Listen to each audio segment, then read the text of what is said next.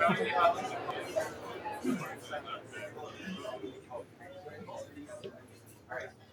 Does anyone over there want to find a seat? We're going to get started.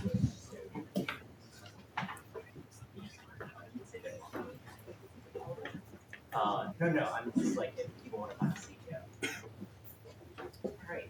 Awesome. Well, thank you so much. This is incredible turnout. Thank you so much, everyone, for coming. Oh, yeah, that'd be great. I can scream at everyone.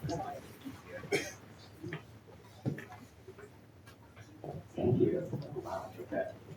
All right. So thank you so much again for joining for the launch of OAS Dossier 2.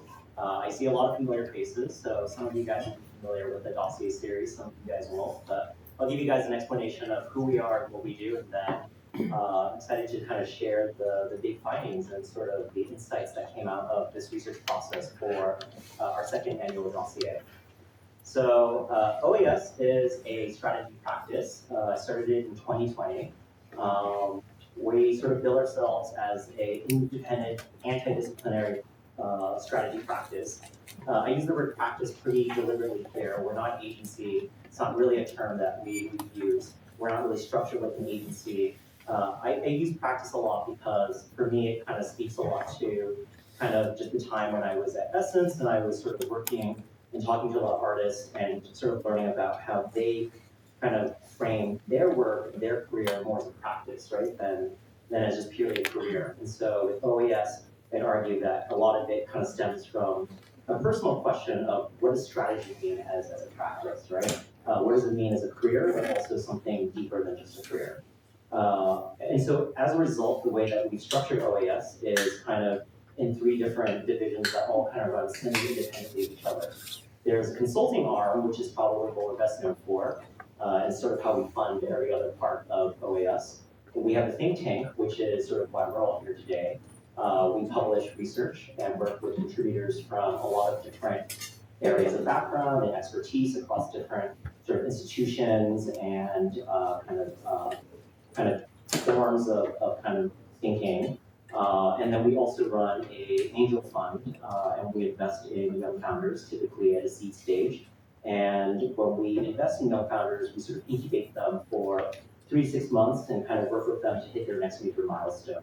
I'd say the startup that we're probably the best known for being an angel investor in is Doji, which is an AI fashion avatar startup. Dorian and I go way back, and I'm really proud of everything that he's accomplished with Doji. So we were more than happy to be one of their angel investors. So this is sort of the kind of like team, the core team at OAS. I kind of joke that OAS is sort of both as much a group of sort of consultants as well as it's a group of creatives that work as consultants. Everyone at OAS comes from really broad and diverse backgrounds, and many of the people at OAS have their own studios, their own practices, their own full-time jobs. So in a lot of ways, OAS is more of a semi-permeable membrane and a collective of different sort of contributors and sort of thinkers and doers who come from a vast spectrum of interests and practices.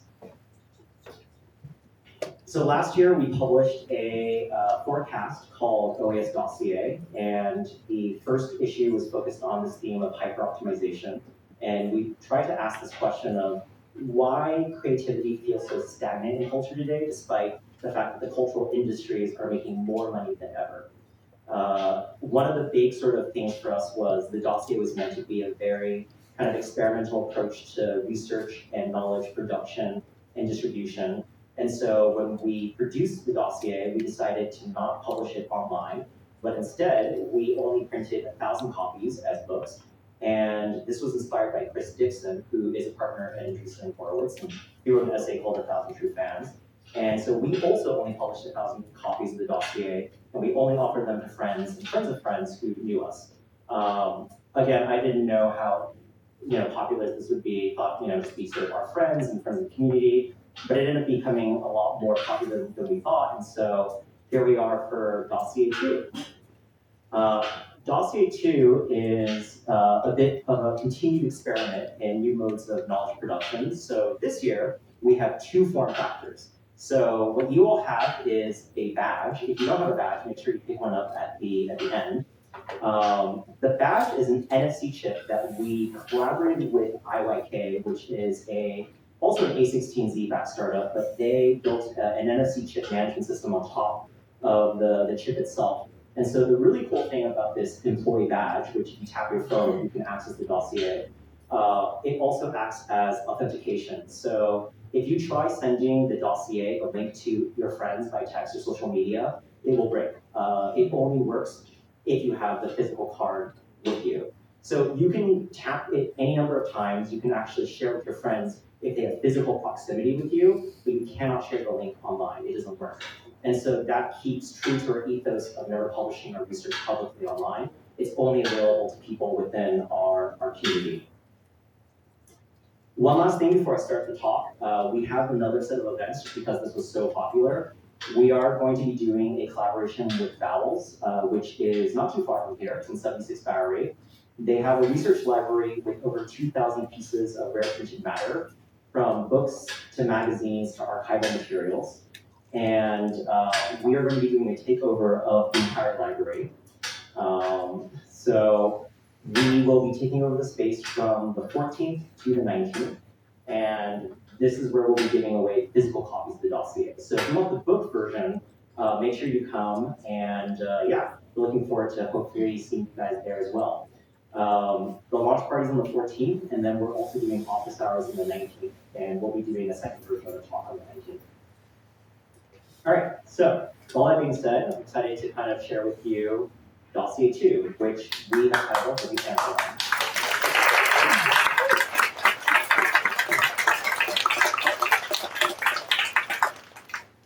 All right, so it all starts with the concept of progress. Progress is one of humanity's most enduring yet contested ideas. How do human societies improve over time? Do they always improve over time? How do we measure that improvement? What is progress? Is it a political, an economic, a technological, or cultural question? I would argue that progress as we commonly understand it today is a distinctly Western phenomenon that emerges from the European Enlightenment.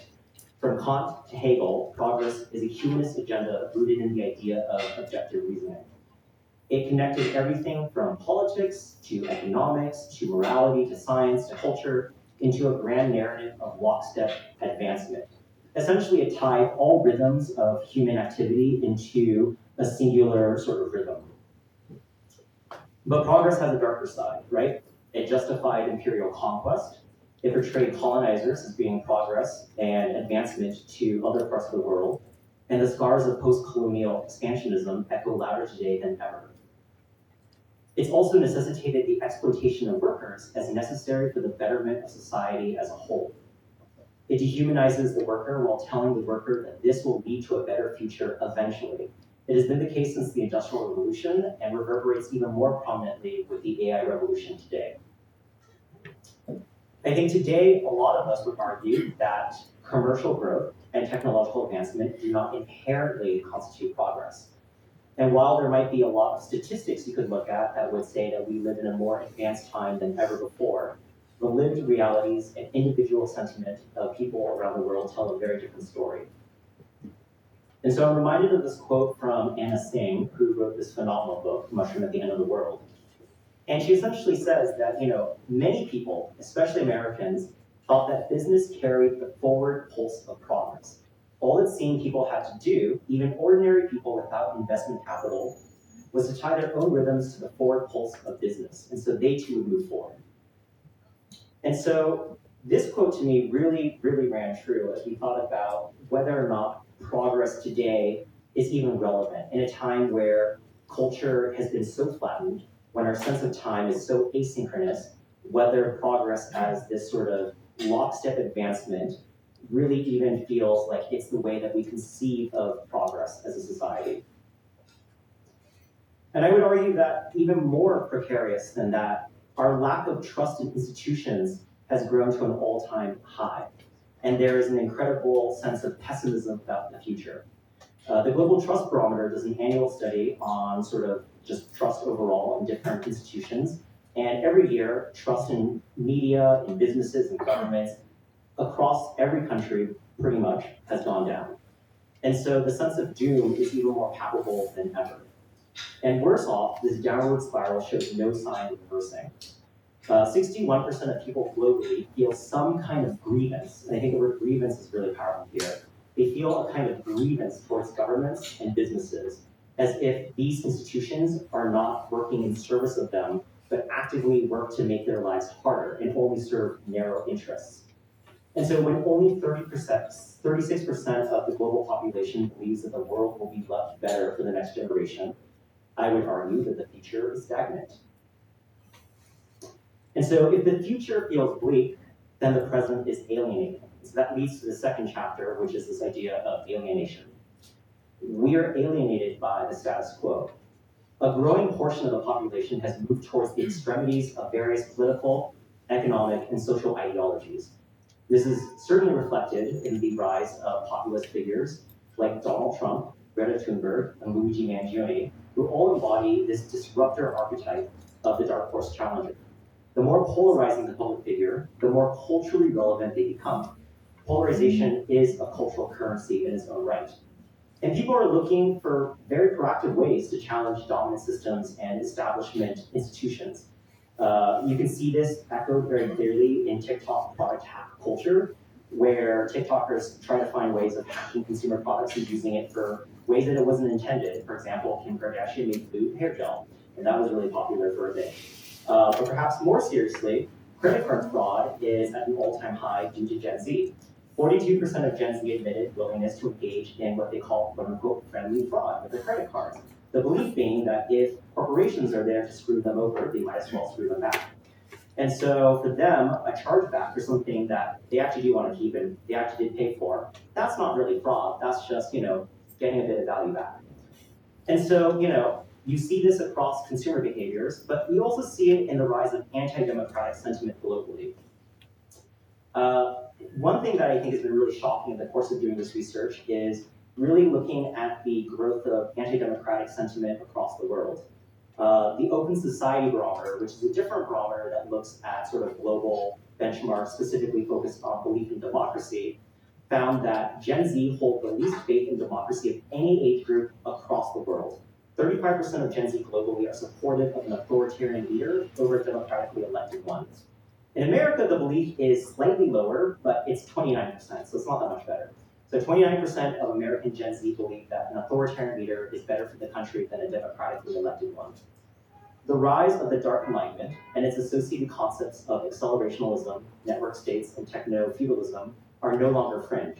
It has been embraced by some of the most powerful tech elites of our time, including Peter Thiel, Elon Musk, and Mark Andreessen of A16Z.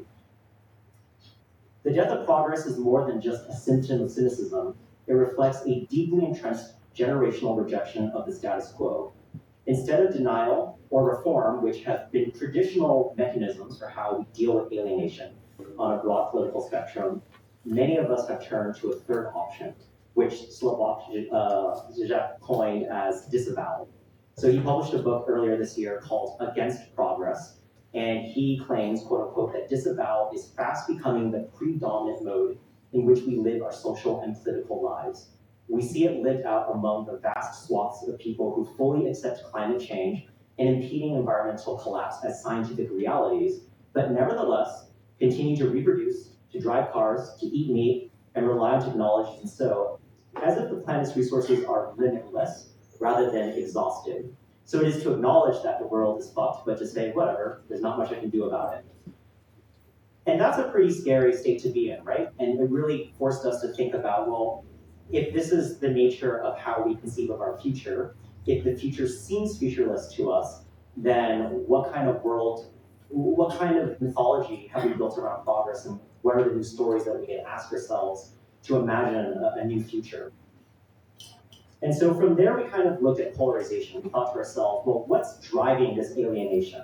And to a large degree, in a post-truth, misinformation, AI slop era, a big part of it is just the fact that we are more polarized than ever as a global society.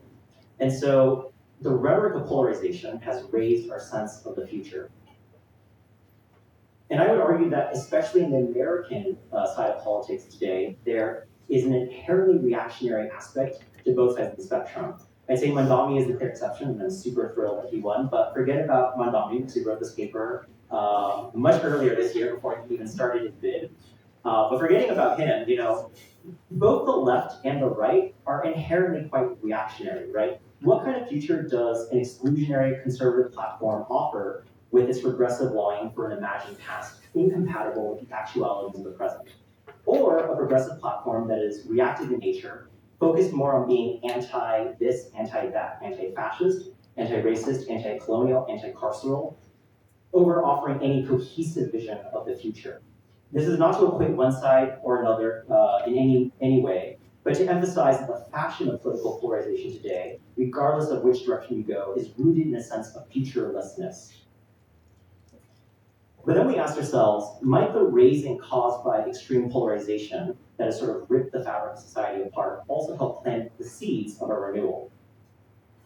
And so we looked at nature, and in nature, there is this type of plant. It's called a pyrophytic plant. And these types of plants rely on flames to actually reproduce. Some of these plants actually only release their seeds during a forest fire. And so, on an ecological scale, fires play a really valuable role in maintaining the resilience of forests. This is ancient knowledge that the first people of ancient times have known and employed. And so we thought to ourselves, might polarization also bring us back together in some way? Might the fire of polarization also be the breeding ground for new narratives of the future? Polarization operates a lot like Newton's third law.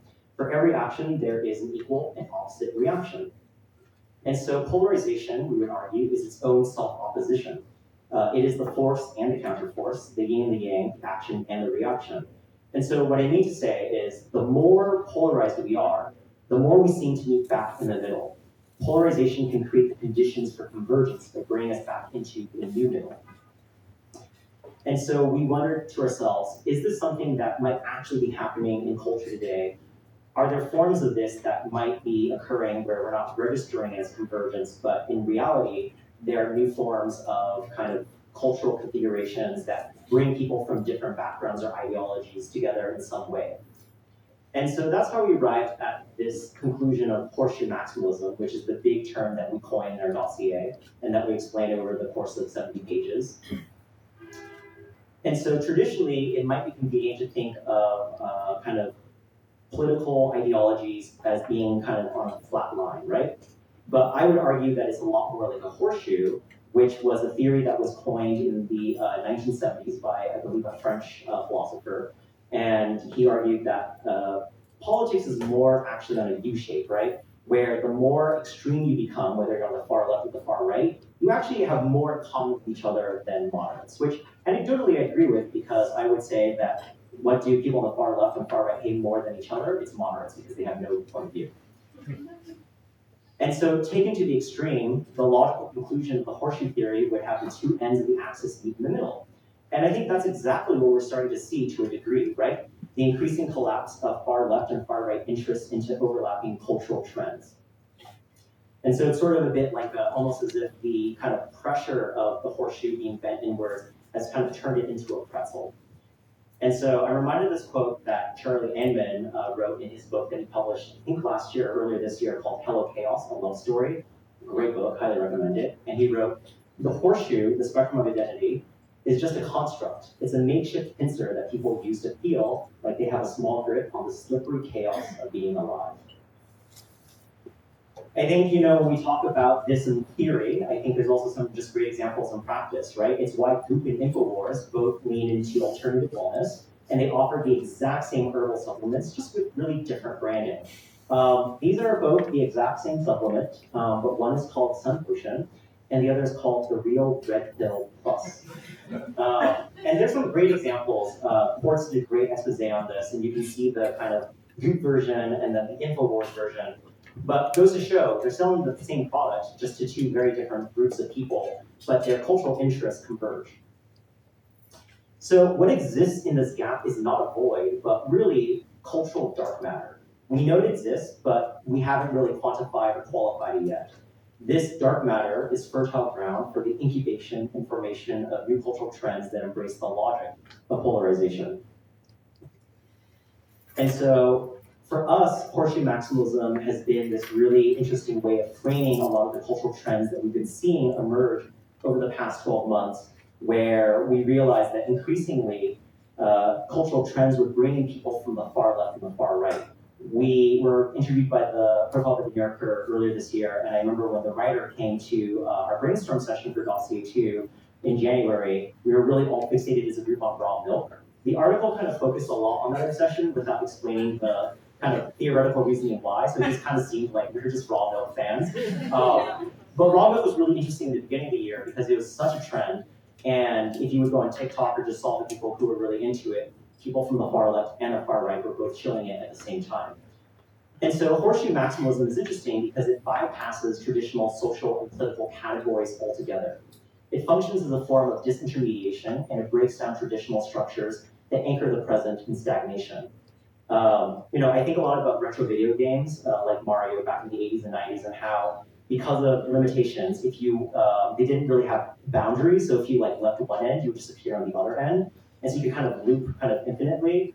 And I think politics has become like that, right? Where you see people kind of go from the far left to the far right and vice versa, especially in the manosphere where, Rogan was originally a Bernie bro, then became a Trump supporter.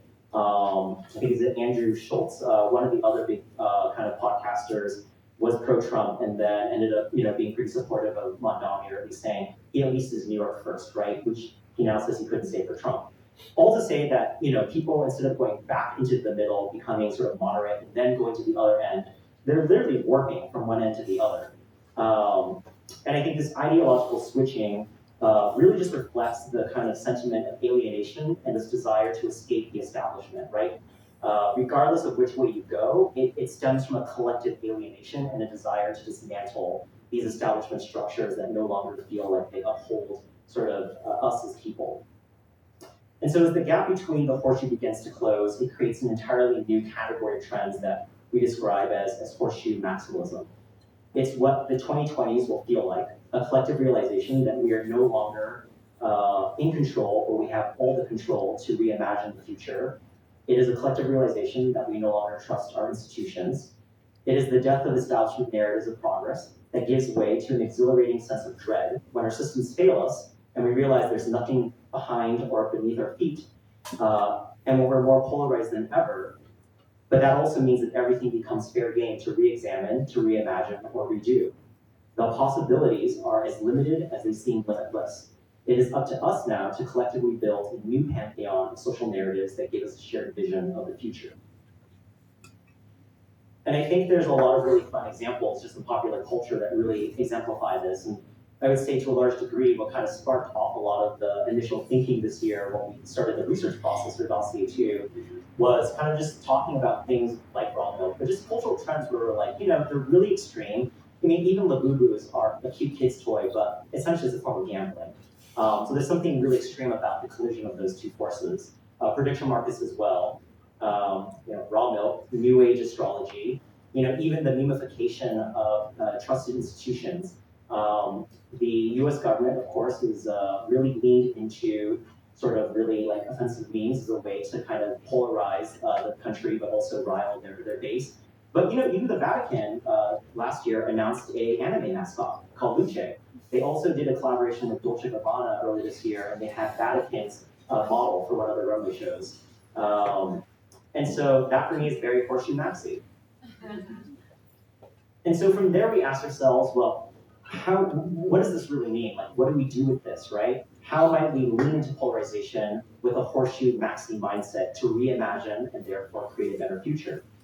I think as we read Zizek's book, Disavowing Progress, it felt so nihilistic and so sort of, it was very sort of depressing reading that book and saying kind of like, well, disavowal is the new sort of way that we react to kind of a lack of the sense of future. And so instead, we sort of thought about Donna Haraway, who wrote a book, Staying with the Trouble. And we thought a lot about her sort of theory and push for us to imagine how we can thrive and live in damaged realities. So, one thing that we thought was really important in kind of conceiving kind of where horseshoe maximalism takes us, where polarization will lead us, is kind of thinking about the fact that the sort of emergence of these sorts of trends that bring people from different backgrounds together is also a kinetic force that creates new configurations of exchanges and dialogues and interactions. And so we thought a lot about the word encounter, which is a term that you'll find in ecological sort of texts. And I think this is really important because so much of social media today, so much of the internet, so much of our social lives is mediated by this idea of sort of online connections, but I would argue that they're more disconnection, right? Online connection rarely gives us anything more meaningful than just a transaction. But encounters in nature are indeterminate by definition. Prey, predator, parasite, symbiosis, competition, mutualism. In nature, there are many different kinds of encounters which can be both positive and negative. They can be banal, but they can also be transformational. In sort of human society, which is now dominated by the algorithm, connection is something that is just a predictable transactional quantity that is nothing more than a superficial sort of unit of transaction. And so for us, the beauty of kind of horseshoe maximalism is by kind of creating these new cultural trends that bring people from different ends of the spectrum to be together. It provokes unexpected encounters, online and offline, between different groups of people who maybe wouldn't meet otherwise if not for those interests. I think also if you look at the emergence of newer sort of social media sort of algorithms or platforms, whether it's TikTok's interest graph or Discord or Telegram, we're moving away from a follower-based sort of algorithm to more of an interest-based algorithm where you meet people who you wouldn't normally meet, but you have a shared interest. And if those interests bring people from both ends of the spectrum, then you can create new encounters that you otherwise wouldn't have before in a much more transactional, algorithmically sort of induced society. And so for us, we really thought about fungi as this really nice framing mechanism to think about kind of this idea of horseshoe maximalism and cultural dark matter. Fungi in particular was a thing that we looked to as sort of a way of thinking about why cultural dark matter, why horseshoe maximalism was such a kind of powerful cultural logic and temperament to potentially create new kinds of imagined futures. So unlike animals, which ingest and digest all of their food internally, the kingdom of fungi has one weird trick that scientists hate. One thing that's very different about it, which is they metabolize externally. So they secrete their enzymes outside their body. And in doing so, when they break down the environment around them into nutrients that they can then digest, because they're metabolizing it outside of their body, other life forms like plants can also take some of that nutrient with them. And that's why mycelium are some of the most symbiotic, collaborative organisms in the entirety of Earth. And that's really beautiful because I would argue that the cultural phenomena that emerges from dark matter, from cultural dark matter, has the potential to also break down establishment structures, establishment narratives, and systems. And so from network states to raw milk to doomsday prepping, the enzymatic qualities of reorganizing culture from the margins is what gives them the potential to bring different assemblages of people who normally would not encounter each other, especially in the siloed echo chambers of the algorithm. Mycelium is highly adaptive and constantly being transformed and reshaped by their encounters in the wild. So if fungi represents a type of vitality that thrives in ruin and makes the most of the indeterminacy of their encounter with nature, then might we also learn from this? Might horseshoe maximalism and the idea of the cultural dark matter between the far left and the far right take on a similar role in the emergent cultural landscape of extreme polarization? It is from here that we believe that new narratives of progress can emerge from these encounters. And so we sort of end the introduction of the dossier on this idea of memento mythos, which essentially is this idea of remember the myth. The myth may be fiction, but myth making is always real. The act of making a myth is never false because it requires people to interact, to engage, to spread stories, to transform stories, to evolve stories, and to share them with each other. And so the myth making is always true. Bruno Latour, who is a sociologist, once quipped, I want to be more alive, and thus I want more words, more controversies, more artificial settings, more instruments, so as to become sensitive to even more differences. I think we're especially interested in framing progress as mythology because progress, as the post-Enlightenment term, has historically been rooted in this idea of science and rationality, right? That progress is inevitable, that progress is linked to science and therefore cannot be argued against because it is rooted in some sense of objective truth. But in reality, progress is a myth. But I would also say that as a myth, it gains even more power, it gains even more transformative properties. Myths have a quality of liminality that allow to navigate a polarized landscape. Much like cultural dark matter, myths are liminal because they can exist between multiple states at the same time. They are understood as truth, elucidating the nature of the world, but they're also fictional. They're understood as allegorical parables and stories that encode fundamental social mores. They are rooted in the past, explaining the world's origins, but they're also a roadmap for the future. They offer a shared sense of destiny. They emerge through a large-scale process of collective authorship with no singular creator, while also being deeply personal and individual in interpretation. Their narrative effectiveness is not limited to a specific aperture of scale. They can be both centralized and fragmented at the same time. And so for us, the sort of takeaway here is to not give into alienation, nor to disavowal, but instead to imagine new narratives that emerge from the sort of phenomena of cultural dark matter, to embrace this mindset of horseshoe maximalism, which seems to be the cultural temperament of a lot of consumer trends and cultural trends we've seen emerge over the past year, regardless, and embrace the contradiction and polarization of culture as not something that you should avoid, but as something that you should lean into to create new possibilities. We don't have to embrace or reject the status quo. We can find ways of coexisting within the realities of despair and optimism. And I think this is sort of where we really appreciated Donna Haraway's idea of staying with the trouble, where she argues that instead of trying to go too far in one direction of sort of utopian, sort of kind of optimistic thinking or doomer, pessimistic thinking, to simply accept reality as it is, to live within damaged realities. And that the most powerful place to operate from is acknowledging that we do live in a damaged reality, but we can work together to find ways of thriving in that. And so horseshoe maximalism for us is both the temperament and logic of our times, but also represents a way for us to learn how to thrive together in a world that is irreversibly polarized, but not yet quite finished. And so the ending of our introduction is this line, Memento Mythos: the myth may be fiction, but the myth making is real. And in our full dossier, which is, again, 70 pages, spans 6 chapters, we chart some of the most pertinent trends that exist in the space of cultural dark matter, and we sort of examine the new social narratives that sort of emerge from that.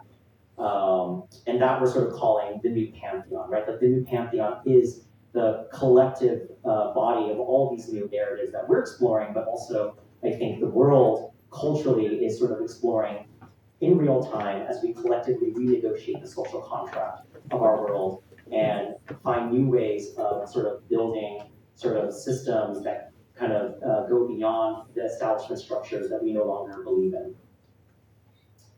And so across the 6 chapters, we sort of explore topics ranging from the emergence of doomer techno-optimism to wealthy rep ladies at the Upper East Side who own real Birkins, but also are some of the biggest buyers of fake Birkins and actually know, they know Birkins better than the professional authenticators that the Real and other brands hire, and they actually love reps more than the original because the rep is more authentic than the original Birkin for them. As well as Lord's recent live performance in Washington Square Park. We're going to do a panel after this talk, and I'll have the screen up here so you can kind of read a little bit more about people's chapters. But in the dossier, you'll be able to read 6 additional chapters, which all look at a different sort of narrative of something, and sort of an industry or vertical as the focal point for exploring those new narratives that sort of emerge. Before I start the panel, I wanted just to kind of thank all of the people that we spoke with over the course of the past 7 months, as well as to also thank all the people who aren't going to be in the panel, but also were very pivotal and instrumental in making all of this happen. I want to give a special thank you to Ellie. Thank you so much for hosting us. Thank you. An honor to have you. I love these ideas. Thank you so much. And it's also my studio director's birthday today. So, Diane. It's also Tony's birthday. It is also my birthday.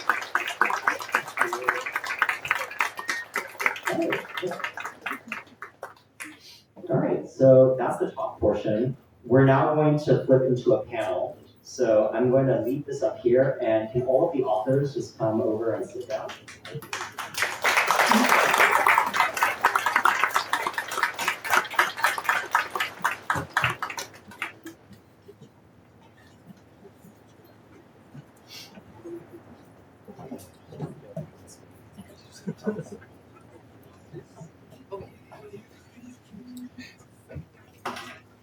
Oh yeah, and I didn't explain this, but we had a collaboration with Peter Do, the fashion designer, early this year, and he designed corporate uniforms for us.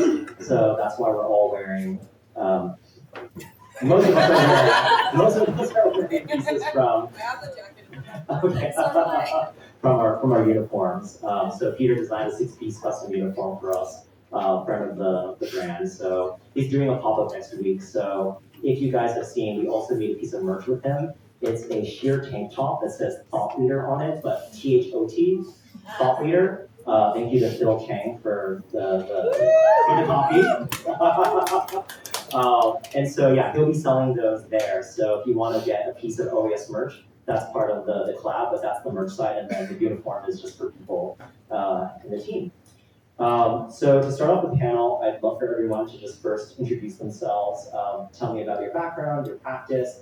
As I mentioned, OAS is sort of a network of a lot of people with their own studios and practices, so we'd love to learn more about sort of that, and then what your chapter is about.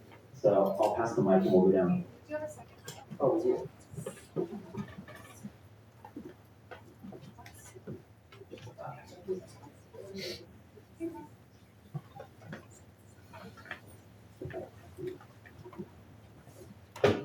Hey everyone, thank you for being here today. My name is Helen. I am a researcher and strategist, and often my work lies at the intersection of ecology, technology, and culture.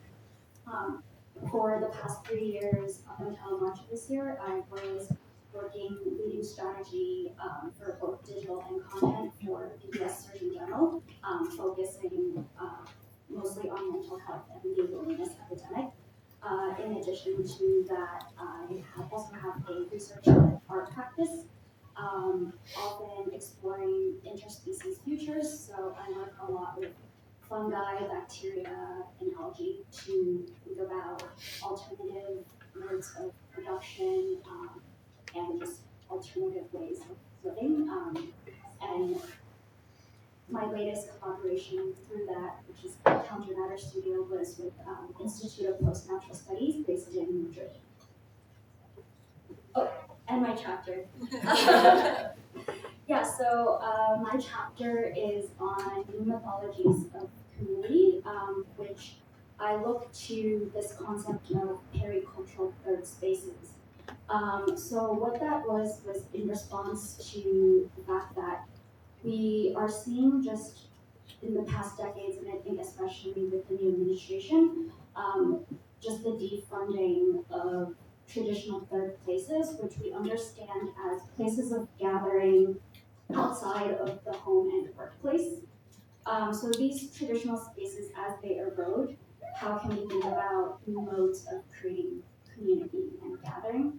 And so very inspired by Anna Tsing's concept of peri-capitalist assemblages, where she looks to communities such as mushroom foragers in the Pacific Northwest as these communities that both live within capitalism and outside of it. In this economic context, I was very interested in thinking about different examples of these pericultural, so communities that exist within and outside of dominant culture, and the way they gather in a bottoms-up way. outside of relying on institutional support. So I look at 3 specific communities as case studies.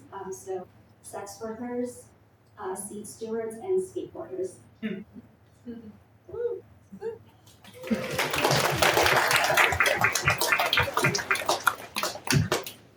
Hello, I'm Serena. I work in research and design, currently working in technology innovation for Boston subway system.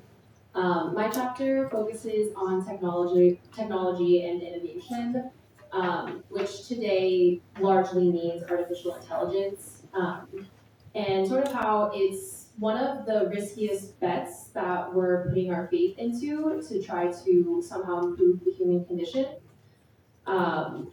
On one hand, it's sort of propping up our entire economy, but on the other hand, it's also causing this like mass existential crisis.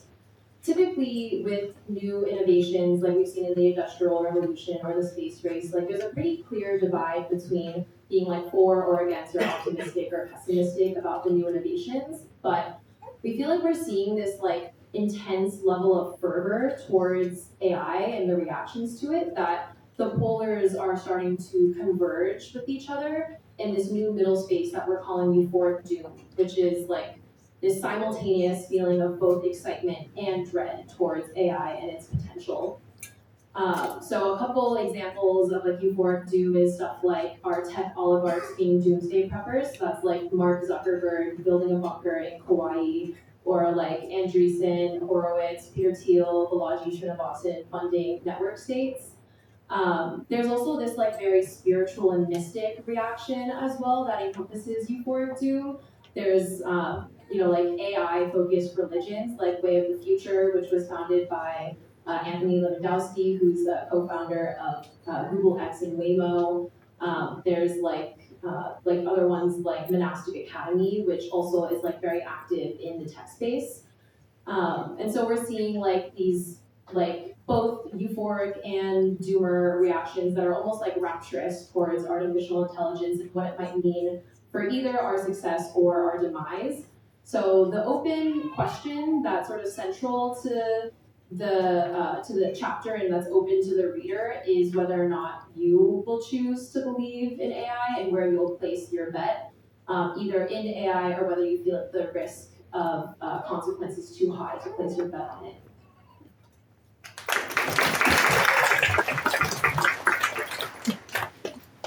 Hi everyone, my name is Chloe Bissol. I'm an artist and researcher and creative director by profession. I have a background in neuroscience research and electronic media arts, so a lot of my practice focuses on interactive and immersive works, and I now lead a studio called Touch Response, focusing on that kind of work and research as well. And my article was based on new mythologies of trust. I was really fascinated prior to going independent. I was at the New York Times on the research and development team. So I was doing a lot of work on different ways we could advance image making and storytelling via new technologies. And I've been really fascinated about this idea of truth and trust in images and the way we're perceiving content today, either through social media or the news or other. So I did a little deep dive on image research and theory, citing a little bit the idea of perception that has stemmed from theorists from a long time ago, and diving a little bit into what it means to deal with media that you can no longer trust.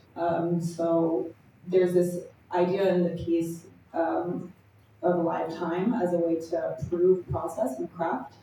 So part of the article is underlining how people have been displaying their craft in one-to-one time on platforms like Twitch, for instance, to be able to showcase the veracity of their work and of their expertise, and as well as a counterpart, the idea of people then mimicking this aesthetic of live time.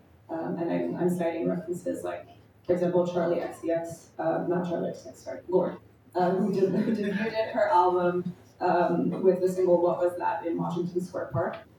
It was very much a staged performance, but because she tweeted the time and place live and had people recording it from their phones as if it had been spontaneous, she's leveraging this trust in live time as veracity for her work. And the piece ends essentially arguing that we're going to need collective verification to be able to trust lifetime, because we have all of these systems to mimic lifetime aesthetics now. So I'm thinking of, for instance, Notebook LM, which is trying to mimic the concept of live speech on podcasts, which is a product developed by Google. So it emulates lulls and ums in order to simulate this sense of humanity and lifetime. So now in order to be able to counter this aesthetic that is being developed, the only way is to have collective verification in life space, in real spaces in lifetime. So that's how I will learn about music.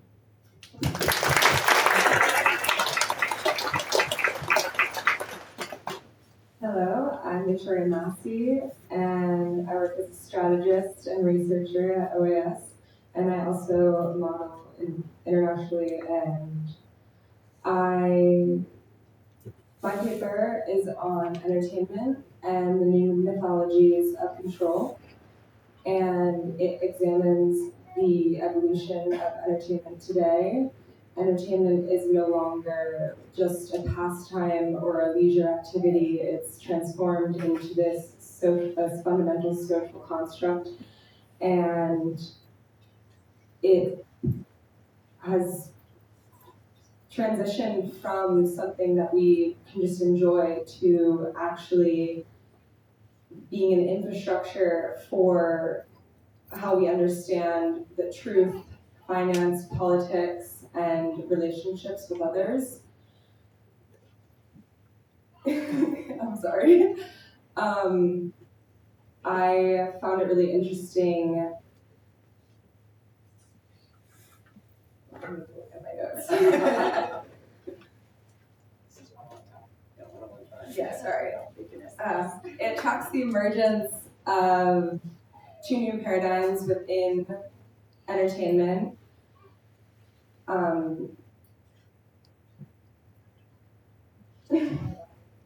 Sorry. Okay.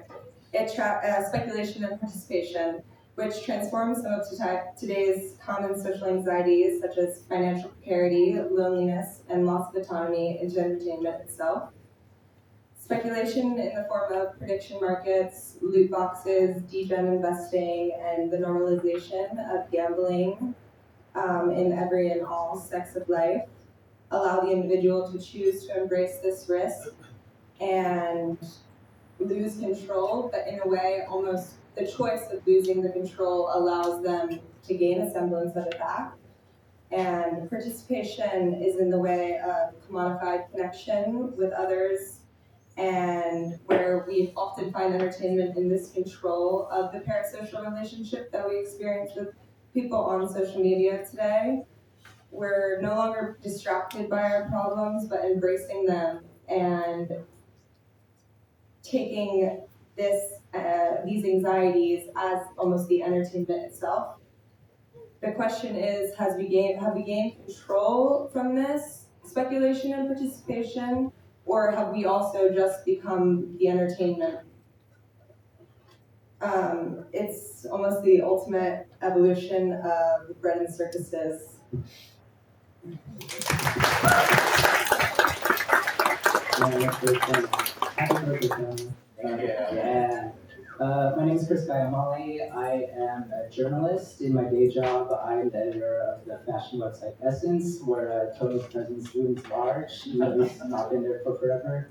But most of my journalism outside of fashion and clothes and stuff like that concerns human augmentation.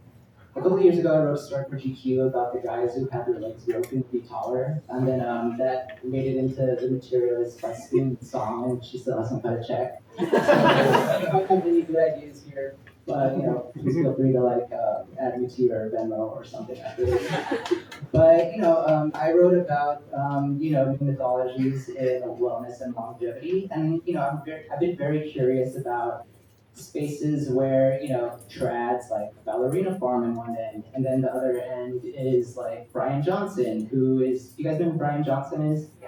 Yeah, in the dossier I describe him as a cross between like a Ken doll and Legolas, and I've been trying some of his protocols out of curiosity, And the most hilarious part about him is just that he's trying like hundreds at a time, and there's no way to like see which one is actually working, which I find absolutely hilarious.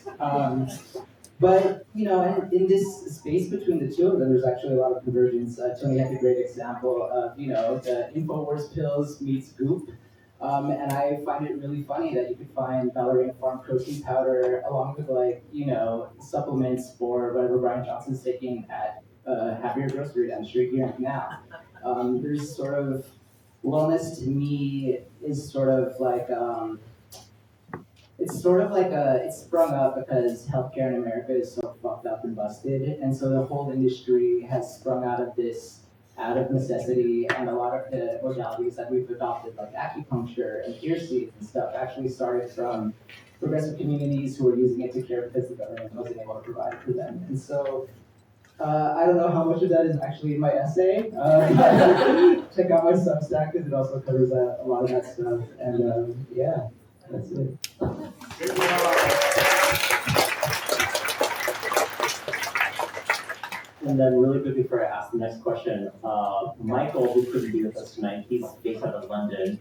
His chapter was on luxury, and in particular, what does it mean to be authentic, which is the multi-billion-dollar question for luxury brands, which especially this year is more pertinent than ever because luxury is in an awful state as a market. And one of the things that Michael really explores is the rise of anti-luxury behaviors as the new aspiration for luxury. My favorite phenomena that he charts is the rise of rep culture, rep and do culture, and essentially argues that luxury brands have so effectively made this narrative that it's not about the product, it's about what the product represents, right? Like they built this entire mythology around the brand of luxury that they also effectively disintermediate themselves because luxury brands have increased prices year over year. Chanel's quite guilty of that. But the qualities either stayed the same or declined.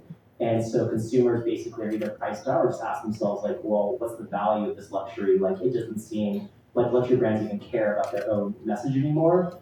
And so the rise of dupe culture is interesting because luxury brands are very anti-dupe and replica. Like a lot of CEOs have come out saying that it's sort of distasteful and that it represents the betrayal of luxury values. But in honesty, like especially if you look at the rep ladies who are these like women in the Upper East Side who like have real Birkins, but they also buy fake Birkins. They buy the reps because what they really love is the knowledge and the lore of the brand itself, and they know their shit about the product better than the actual people of the brands.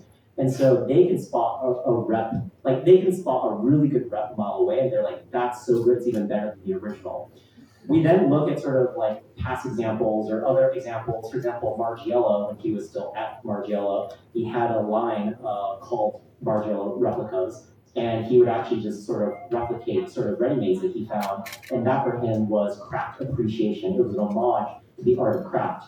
A lot of museums and art institutions actually do replicas as a way of trying to understand the craft technique that was involved to create the artifact that they have in the museum. And so we essentially argue that replicas are actually some of the highest form of craft appreciation, and the rise of replica culture, at least portions of it, embody this new category of consumers who actually love luxury so much that they'd rather just get the replica, which is better, than the original, which is worse. And that the replica is actually more luxurious than the original in itself. So it creates this sort of like anti-luxury paradox. So yeah, great chapter as well. So, okay.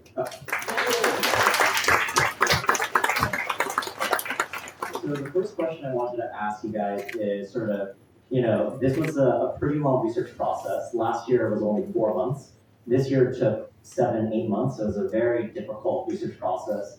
I think in part because of sort of the fact that we wanted to tackle political polarization. I'm kind of curious sort of like, one, what is the thing that you discovered the most in the process of researching your own chapter? And what is the takeaway that you thought was the most interesting that you're going to either sort of apply to your own practice or is just the thing that you enjoyed learning about the most? And then two, what was that for someone else's chapter? So as you read through everyone else's sort of research, what was sort of one takeaway from another person's chapter that really excited you or really got you thinking? All right, I can take this off. So I thought this this time around, my approach to the dossier was particularly exciting for me because I come from a background of doing a lot of field research and co-creation in strategy. And so I was able to take more of a journalistic approach in exploring my topic. And in doing so, I was able to talk to folks from the communities that I was writing about. And through that, I think it's more important than ever for cultural theorists and practitioners to collaborate and to understand the landscape and embodied stories. I think especially because we're increasingly having access to information at speeds and quantities unimaginable, but with that increase is this increase in what I consider like sort of this latent space of where is this information coming from, who is dictating this knowledge, and so having the opportunity to talk with folks like Izumi, Cody, Sammy for the sex worker case study, or Jess and Helen for the seed stewards, I was really able to get insights around lived experiences that informed newer insights beyond what I could just read through white papers, theories, or just like Google searches on cultural trends within these communities. What was the Your favorite insight from someone my else's favorite chapter? insight? Yeah, and so with that said, since I was exploring a lot about communities that found solidarity and ways of gathering in a bottoms-up organic way, a commonality that between me and Chloe's chapter in that space was really thinking about consensus. What is consensus when it's not dictated to you by institutions, by governments? What does that look like? And I got Chloe's exploration of consensus forming in a real-time, embodied manner through process and craft was really fascinating. But also at the same time, I think what was also interesting about that point in a very Horseshoe Maximalism embracing contradiction way is that while this form of community-based consensus is being formed and creating like new ways of understanding truth, like with all types of communities, it's also very easily co-opted by those in power, by institutions, by brands, by corporations. So I think a question that I have before I pass on to Chloe was just thinking about the awareness and I think where the two converge, the co-optation and the consensus forming, what new conversations, what new entanglements can come out of it.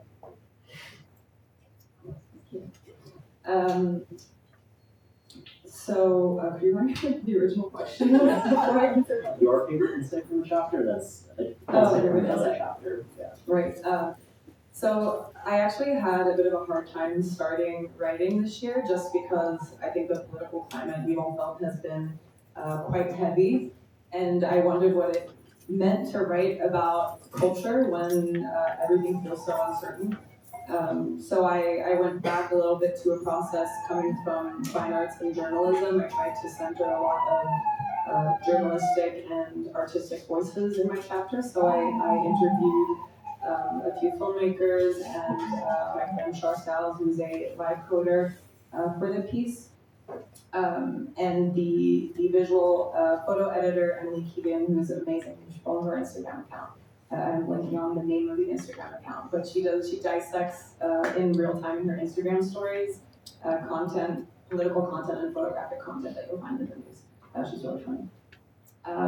So I started from a place of creativity, which I think helped with the process a lot. And the studying of images to me has always been really interesting, and I use emerging technologies for my profession, and I've used AI for journalism in my profession. And there's a lot of ethical conversations that happen in journalism rooms regarding the ethics of using it for image making. How can you divulge the information to an audience that isn't necessarily literate in the tech?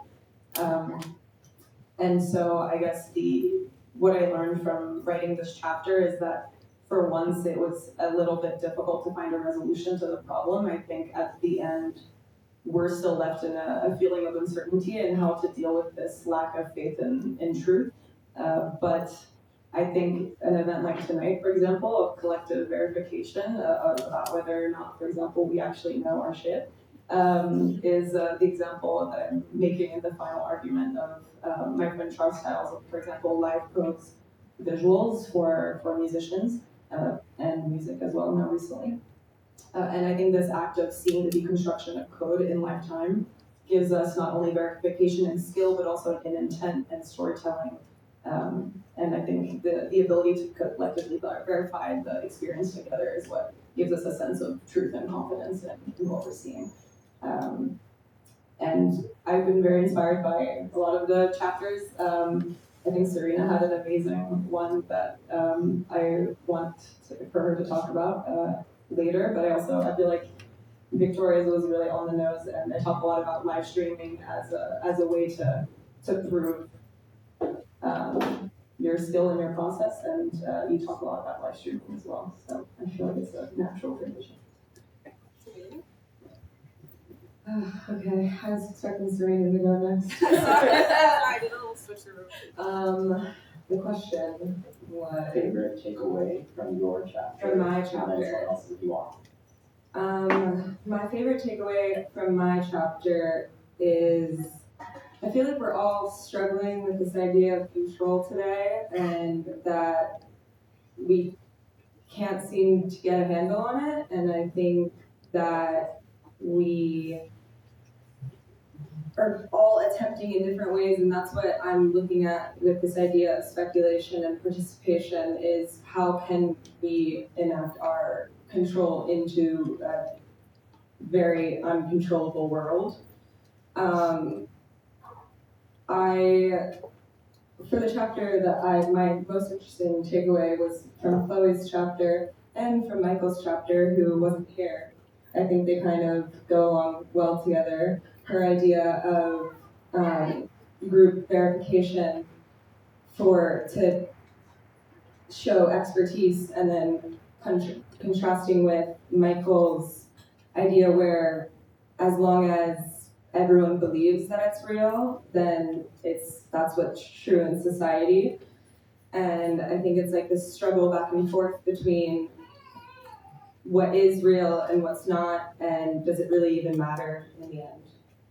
Yeah, I have one. Our friend Nick Susi is here, and I cite him in my piece, and he has a really good quote about it's no longer about reality or lack of truth, it's about a negotiation of deception and what we're comfortable with agreeing to, essentially.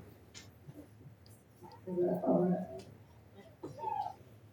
I actually also quote Nick in my You're popular, Nick.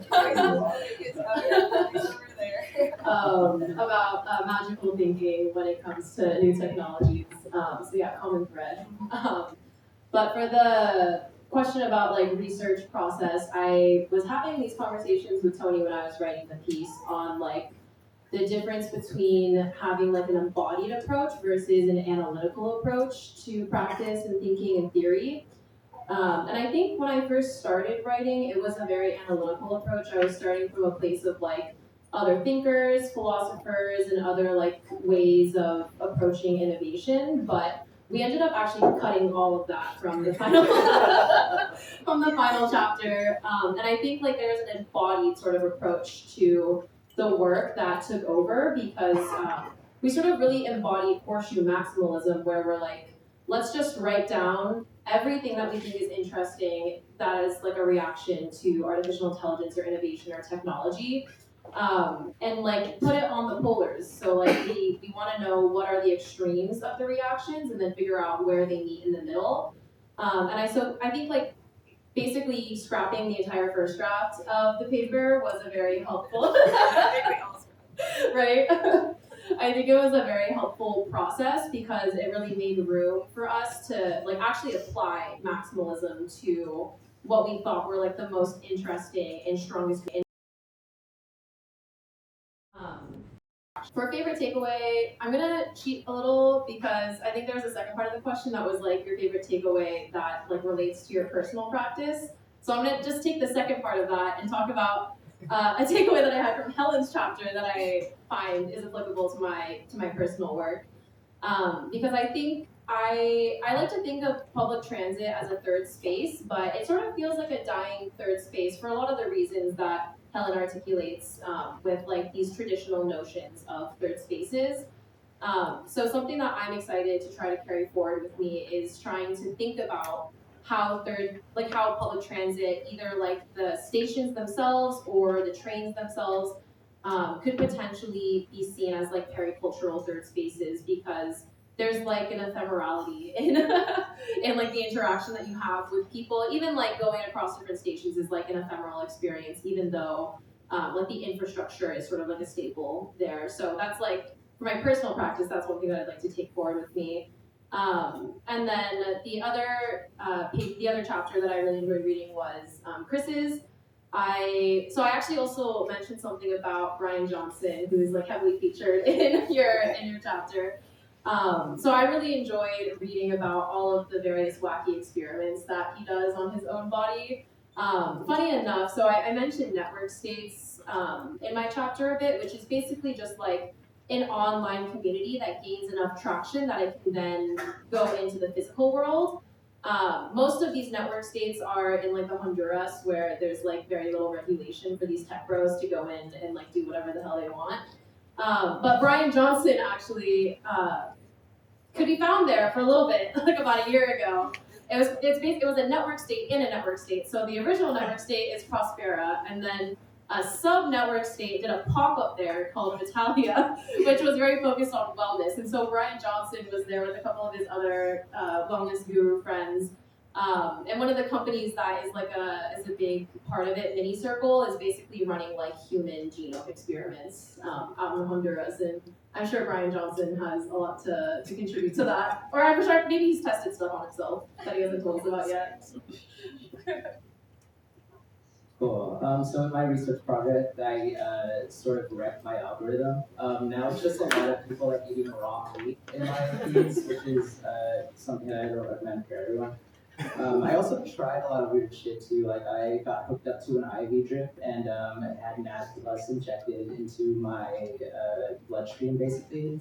And it's basically called the fountain of youth molecule, and it makes you feel like 10 years younger than you are, and it's kind of fucking awesome. Like, that's right, yeah, I felt like so sick for like a week. Brain fog on, energy, the whole shebang, it was amazing. And it's one of the protocols that Brian Johnson actually does himself. But in sort of like undertaking all of this, I kind of realized like for all the weird shit that everyone was trying to exercise a sense of control over their lives and their bodies, it's kind of like all a little pointless because we're all gonna die anyway. And like, the only things that really lead to like a healthier you, and this isn't actually in the piece, but it is something that I came to realize, it's just like, get good sleep, surround yourself with people you love, eat right, and exercise, and those are really the only core values that need anything, and everything else is kind of bullshit. But if it feels nice, like, go for it, you know what I mean? And in other chapters, I have been like sort of been fascinated with the concept of one-on-one time as a way to prove fidelity. Like in my day job, we think a lot about like how do you stand out in the noise, and how do you sort of communicate values that feel real, or like a campaign that feels real. And so like thinking about ways you can sort of act on that. And one of the ways is like, it's like ring camera footage is like something that's huge right now in like a lot of brand campaigns and stuff like that. So you're seeing that actualized in real time, and people are trying to think through that. And yeah, it's been really fun working on this. I'll quickly jump in and say my favorite sort of insight was from Serena's chapter on innovation, when I was going through the editing process and kind of looking at the cutting room floor, which is pretty brutal, and trying to like pick up what we wanted to bring into the final piece, there's this big thing around sort of how the biggest techno optimists are also the biggest doomers, and they've all invested a lot of money into these doomsday vaults. And so we started looking at actual doomsday vault projects. And one thing that was fascinating is just looking at the marketing, the branding of actual real estate developments that are offering doomsday vaults, because they're all marketed as luxury resorts. It's crazy that the language is basically like, like if you like, there's one in DC and it's an underground bunker, but they prioritize all the branding, the messaging around their like amenities. Like we've got we've got kitchens, we've got a bowling alley, we've got a pool. And I'm just like, why would you talk about the luxury amenities if it's a doomsday vault? Like it's the end of the world. But it was really fascinating. Like there was even one that was even more affordable. That's like 300, or it's a much more affordable price point. But they even build themselves as a country club for members. And so there's very like luxury aspirational messaging. And I think it's so interesting that we've made the doomsday into this like luxury aspirational sort of like category. So that I think was my favorite part of the like research process in that piece. And yeah, I had a blast like basically like doing benchmarking on doomsday vaults. So are you saying that the next dossier is going to take place inside of a doomsday vault? We'll host the event at a doomsday vault next year, yeah. I know we're closing on time, and I would love to have the audience Q&A. We will all be at time again afterwards, starting at 9 o'clock. So if you want to hang out with us, grab drinks, please come over. It's not too far away, but I'm mindful of time. So I will open it up to Q&A. So if anyone has questions for either me or anyone else in the panel, like, we'd be happy to answer them. Research process, specific takeaways from the chapters.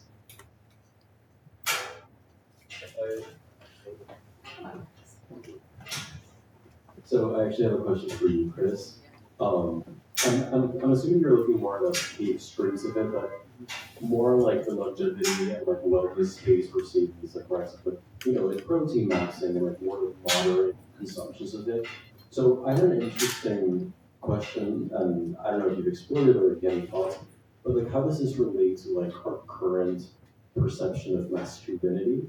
And like I think you talked a little bit about this need to be in control over your body, but like in a state where the man, the traditional masculine man is at a lot of times at an impasse, like how is this another new manifestation of like a grasp at control? Yeah, I think it's just theater in some ways, right? Like it's if you are just a carnivore and you don't talk about it, are you really a carnivore? You know what I mean? Like if you're not eating a sirloin steak that's like weighs more than a cat for dinner multiple times a week, does it even really matter? I do think that like so much of the way that masculinity like takes shape right now is it is about like like you said about the manosphere guys. They're kind of all over the place, right? Like they can be swayed any which way, and I think that's kind of like one of the interesting things that's happened with Horseshoe Maximalism is that like you could be a lot of carnivore people are like former vegans, and they're like, oh, I feel great now that I'm eating iron in my diet. So yeah, I do think a lot of it is performance, and I do think that there's a lot of regression to the mean afterwards. Like I would love to explore at a later point like what happened to former carnivores, or like people who like were on it for a year. Like what did it do to their poops or something like that? You know what I mean? Like there's a lot of questions there that I think are going to be interesting to explore.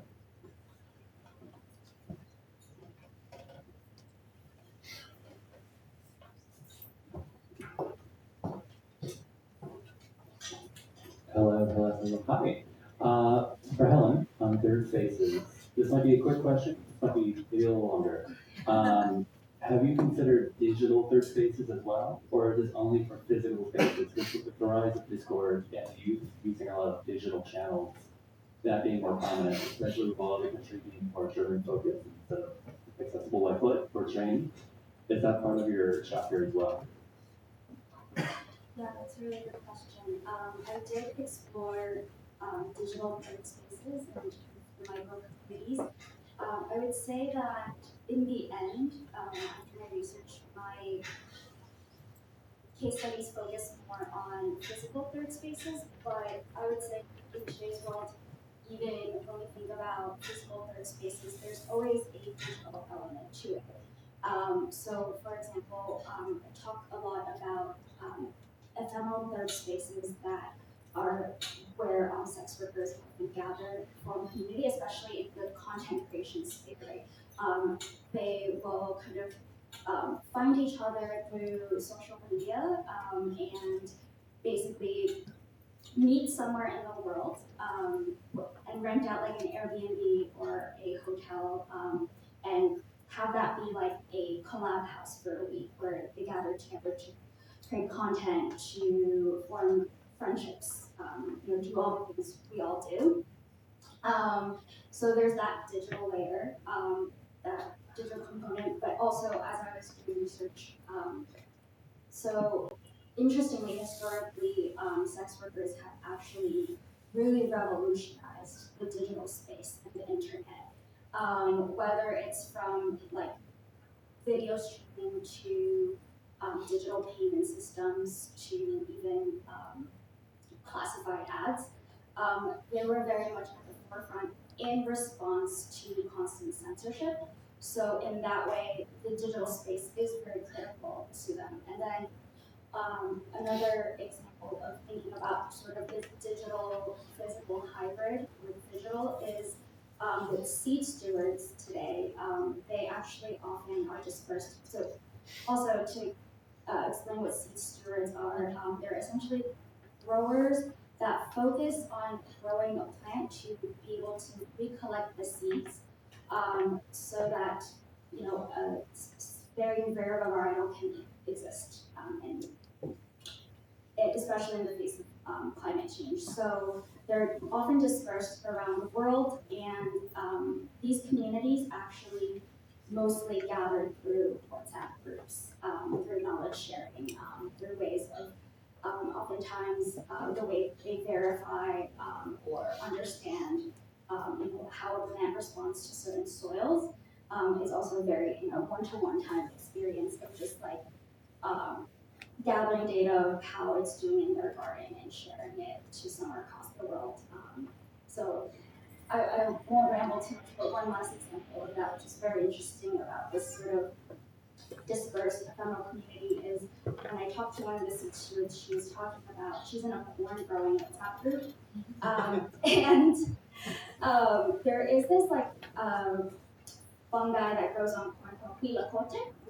It's mostly known in Mexico, and so her corn was experiencing that, and then suddenly everyone in her corn growing group, so she's based in Poland, there are folks in Peru, in Switzerland, all over, were also experiencing that.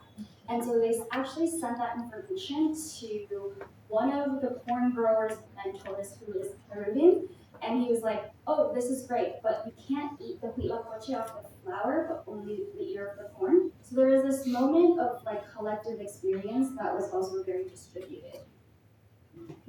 Thank you.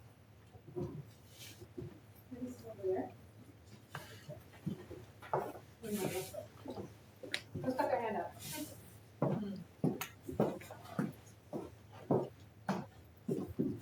Thank you for the panel, it was very interesting. You mentioned the voodoo doll, different kinds of shoes and supplements. And I was wondering why it always seems to be a commodity that acts as the kind of bridge between those two parts of the horseshoe. But why is it always a commodity? I think a commodity stands in body that acts as the bridge between the dark matter divide.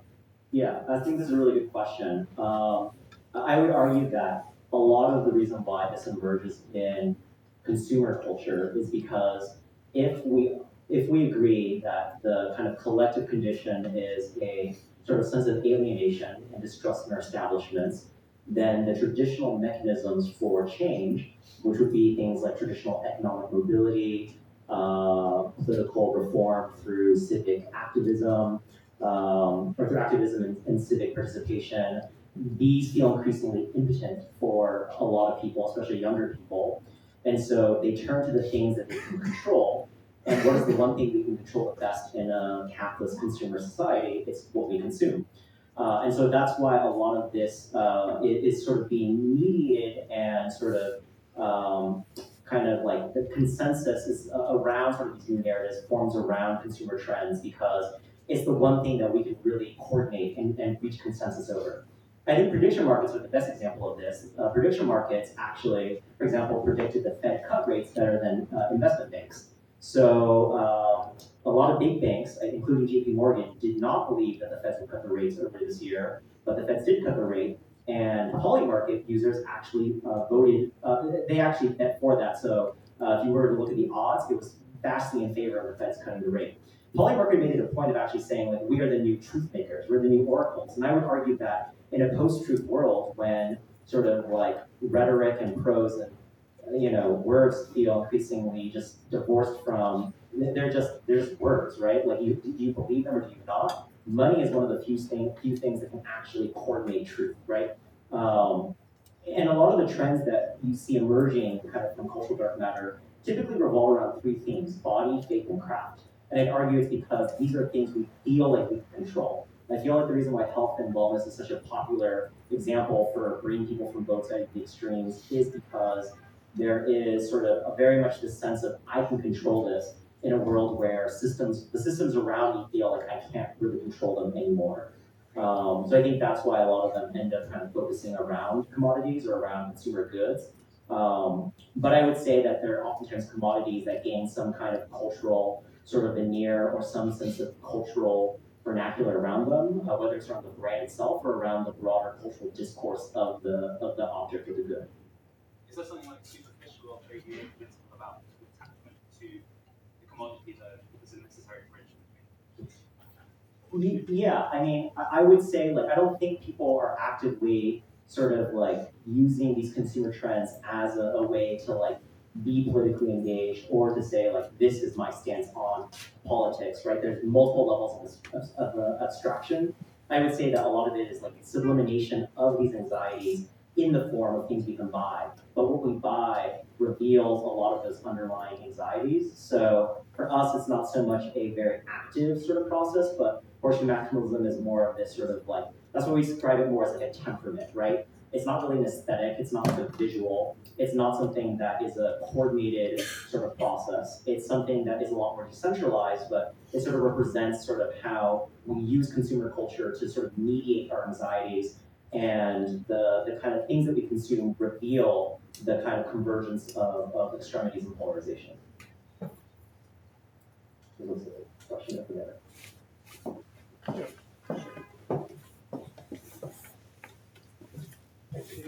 The question was actually for Serena. Out of curiosity, have you committed to building a bunker, or are you already with AI?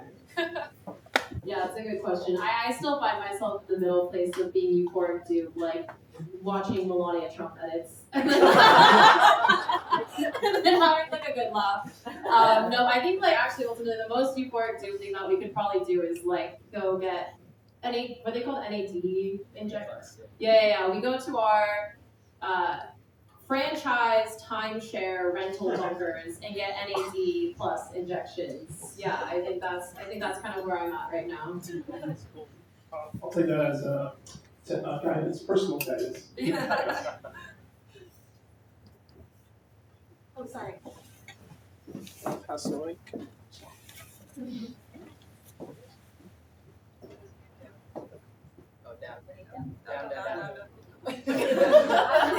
Wrong direction.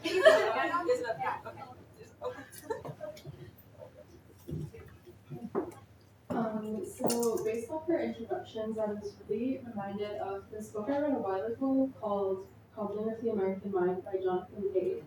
And it talks a little bit about tribalism and polarization. And to me, tribalism, I always think about way back when we were divided by physical land and the confrontations tribes had with each other.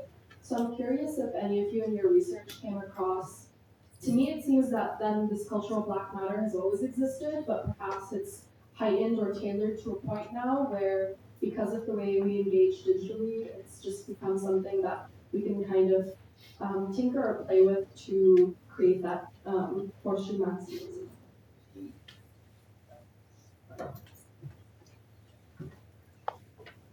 I love that question. I'm actually reminded of last year when we did the same event at Index Space for Dossier 1. We had our friend Ruby, who is a great cultural forecaster, follow him online. But Ruby actually had this really great point about how a lot of sort of emerging, because we asked the question, are subcultures dead, right? And he basically, we argued in the dossier that subcultures have become commoditized. They're just cores, like this core, this starter pack, that starter pack. And the algorithm has prevented because real subcultures are based on communities, right? But if the algorithm is so effective at finding these sort of trends and turning them to a commoditized aesthetic before the community can form, it pops the bubble, right? And Ruby basically argued, actually, what it's doing is it's creating this like dark forest of these sort of like niche cultural trends that exist offline or that are so sort of illegible to the algorithm that it doesn't register as culture. And I think it brought this bigger point, which is that for us and a lot of people in the room who probably work to a degree in the business of understanding culture, of trying to help businesses, for-profit organizations, sort of learn how to monetize or sort of profit off of culture, then the defense mechanism or the survival mechanism for sort of like subcultures or emerging culture to thrive is to just go even further underground into like the dark culture, the dark forest of sort of the worlds.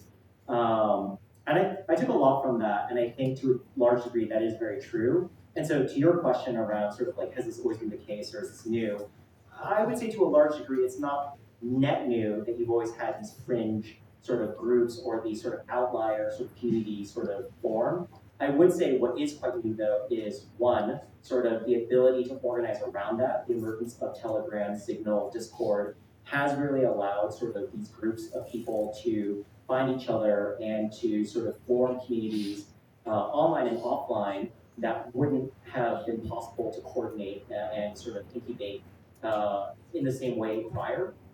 I would also say that if these mainstream consumer trends embody such a strong logic of polarization and embraces contradiction, then it can only mean that we are culturally sort of upstream to these sort of subcultures, these niche groups that exist online and offline. They must be even more sort of extreme and sort of kind of where they're at, right? So I would say we may not have a full vantage point of sort of those tribes or sort of subcultural spaces, but I think the fact that it's percolating so clearly in mainstream culture, and there's these new sort of tools and infrastructure to mediate sort of kind of the extreme convergence of these sort of interests, I think that feels quite new and quite novel in this 2025 sort of like cultural environment.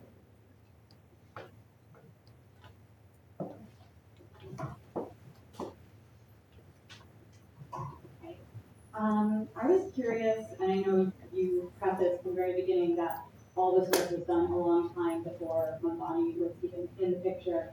I was curious whether you feel like how he fits in. I think that generally, in the mainstream media, like he'd be positioned at one end of this hyperpolarized spectrum. Do you feel like that's more true, or do you feel like he exists in this convergent space?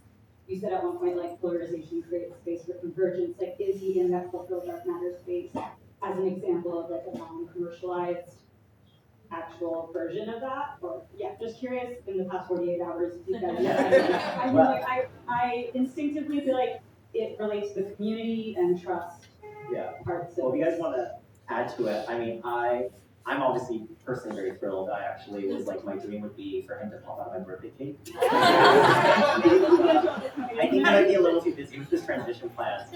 But I think it's a really great question, and actually, like, it's something I thought a lot about because we finished the dossier in sort of like, actually we finished the dossier around the primaries, so it wasn't really something that we then kind of absorbed into the thinking. But for me, I think he is very, there are aspects of his campaign that are very Horseshoe Maxi, but to strip away the theory, I think the real thing he offered was a real sense of the future.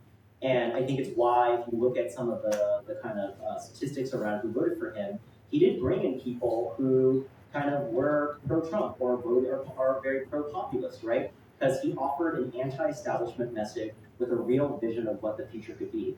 People in the manosphere were saying, well, I don't agree with the policy, but what I at least like is that he is New York first, right? Like, he actually cares. Like, you can tell he cares. And I think that's what people are starved for and want. And I think that's the base condition that we're responding to, which is a collective alienation of the establishment. We feel like the establishment doesn't really care about us. The systems are rigged against us, right? And there are just so many stats that kind of prove that, right? And there was a really great article that Kyla Scanlon did on the three Americas, right? The three American economies. And one of the big points that kind of emerges from that is nowadays, the only way to really make any wealth is through speculation, through gambling, through you can't just earn that from wages anymore, right? So if even like the base of the American dream, this idea of economic mobility, is completely impotent and moot, then what is the future? And so what Mondami offered was a real sense of the future. Even if you don't agree with it, it's better than a future that is no future, right? And I think that feels really Horseshoe Maxi because it brings in people from both ends of the spectrum and it kind of breaks through the stagnation of the establishment. And ultimately, Horseshoe Maximalism is an attempt on a really decentralized, collective level through consumer culture to kind of find a way to break past kind of the stagnation of the present. I don't know if anyone else wants to weigh on that. Yeah, I was just going to say, kind of in regards to the earlier question about the commodification of whether or not it's only commodified at the ends of the spectrum, I actually don't think it's purely objects or goods that are at the ends of the spectrum. I think there's a lot of political opinions, for example, hateful ones on both sides of the spectrum that align, or MAGA or Mondani, for example, I think find a lot of overlap. And in regards to Mondani, actually, part of the essay was about Charlie Kirk originally, and I had to retroactively remove it just because it felt a little bit too on the nose to be talking about him somewhat pejoratively right after his death.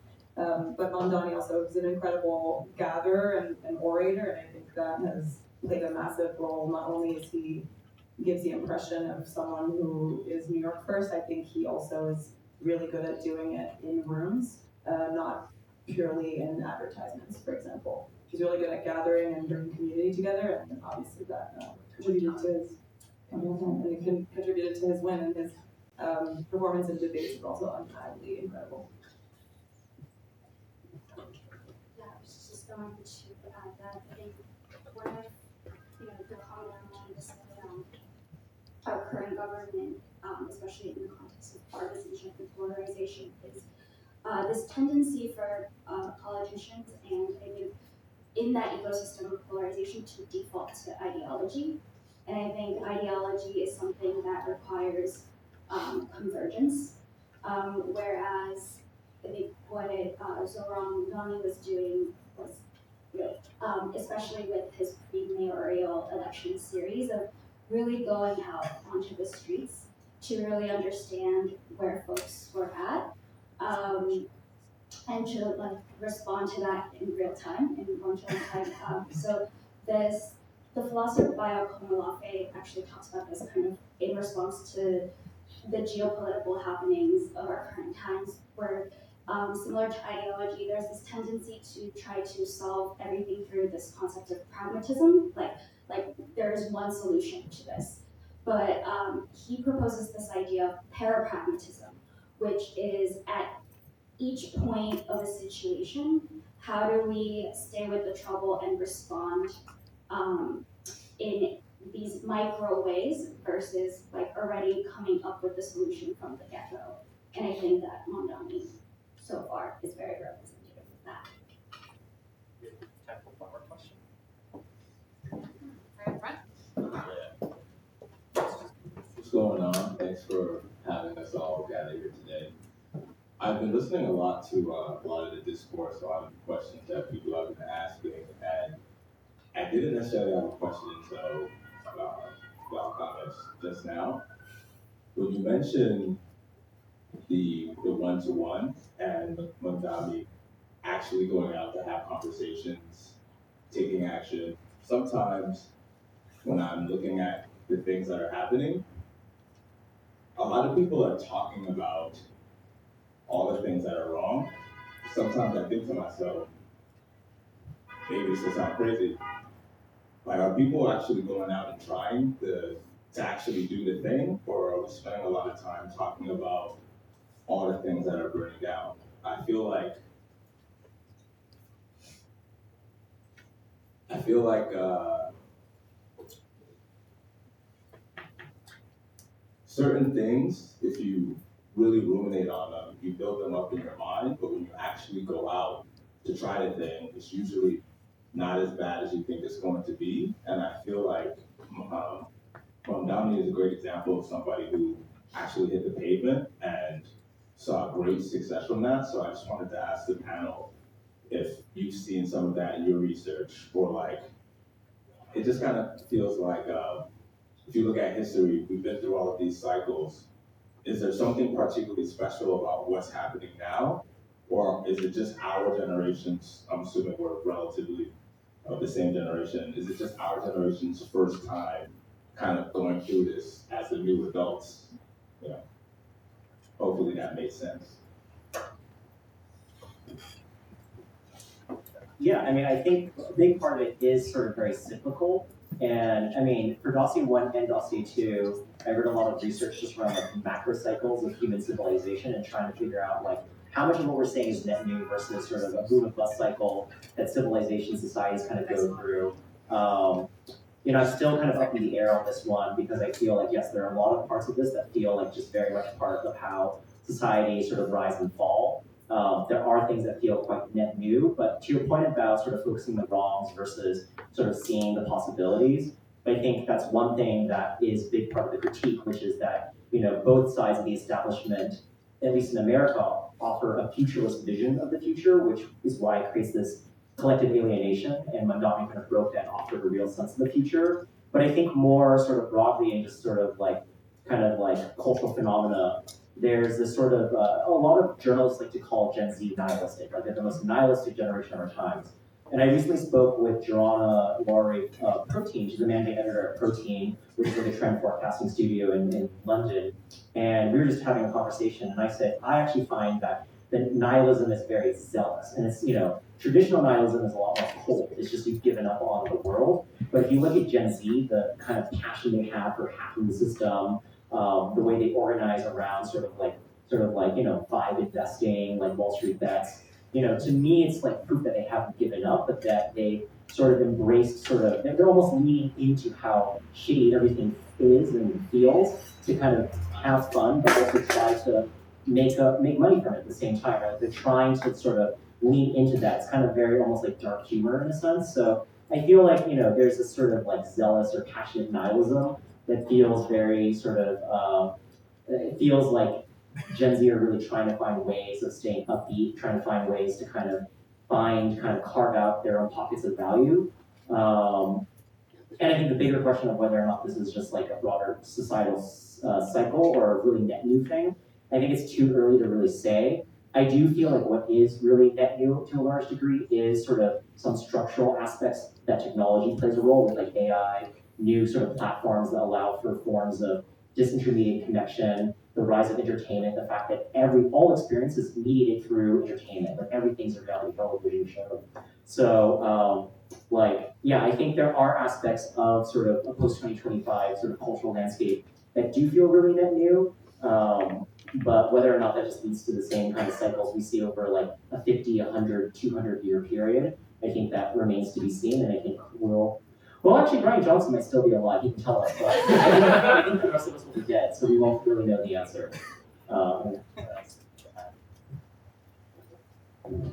Yeah, that's a great question. Actually, so some of the stuff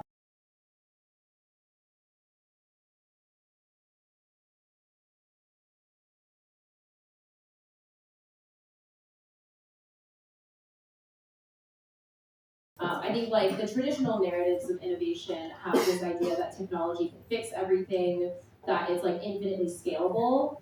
But there's a lot of, I think, like thinkers in design, especially in the global south, that have a lot of really interesting propositions for how we might reframe our thinking, such as like Arturo Escobar would call it like pluriverses, or Euclid would call it like cosmotechnics, which is like this notion that there isn't such thing as like universalism or singularism when it comes to technology, design, the things that we build, which I think is a direct counter to this idea of the technological fix, because it counters that like there is one solution for one people. because that comes from a very like hegemonic point of view, that you can like save other people and you can save yourself.